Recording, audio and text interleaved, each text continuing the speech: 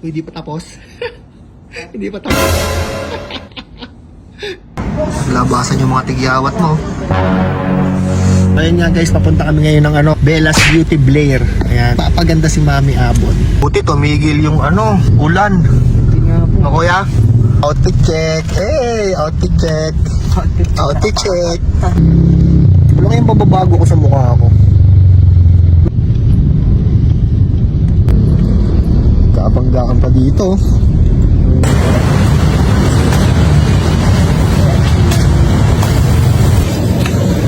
Ayan po. Pumula po kayo, ma'am, sir. Ang dami na gawang gano'n.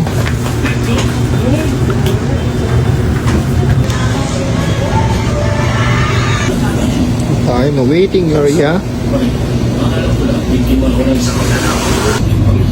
Anong oras na po kayo susundin, Mi? Ano papagawa mo? Ano papagawa mo? Papasikip ako. Kapabansang sakit. Ihi ng ihi. Nakakiyat na sa taas. Ito.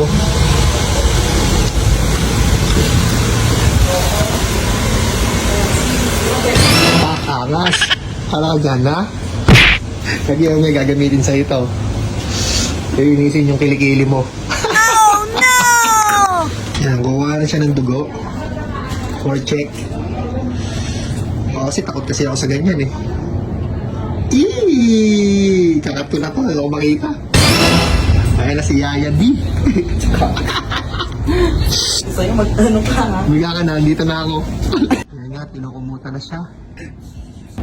Kasi di ba, yan nga. So, May editor. masarap dito kasi may halong kismisan. Dapat yung kilikili muna eh. Di ba, ang slimming talaga ng peso. Pero kung hindi, yun yung talaga kasi pang slimming. Tapos, Labasan yung mga tigyawat mo.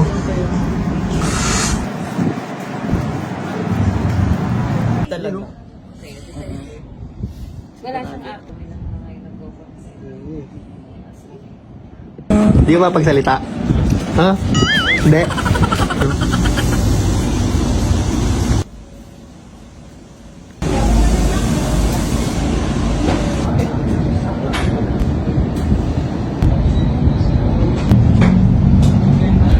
Kele-kele. Hindi. Pero maganda. Ayan. 10 minutes. Mag-underarm tayo, ma'am, ha? Ano po? Underarm. Underarm. Guys, kung nakikita nyo si Mami Abon nakahiga na. Tapos na yung CT scan. Hindi, joke lang. Ano ba tawag dyan, Tayo? Ano tawag dyan? PDT light po. PDT light. Ayan, tingnan nyo. Yun, ipit na ipit, oh. Yeah! Patingin ako ni Chura. Yung Pulang-pula. Bella's Beauty Blair. Ito na nga magko-construction. Ay, mag-welding na kami ni ate. Oo, puto ko. I-weldingan na ako ni ate.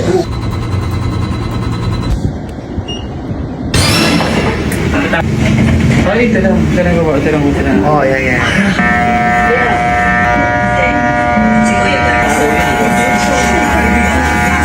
Angas, no? Sunod naman yung kulay. Sa kalakukan ka pa rin ba? Diyan ka pa rin ba tumatambay, Tado? Sabay pa ako. Sa may paho? Mga bakla doon sa parang natin.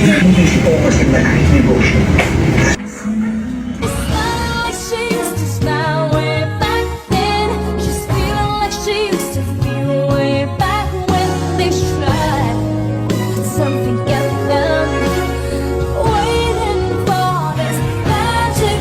Oo nga pala, sa mga magtatanong kung saan matatagpuan ang Bella's Beauty Blair, ito ang kanilang address. 425 Arnai Street, Barangay San Antonio, Pasay City.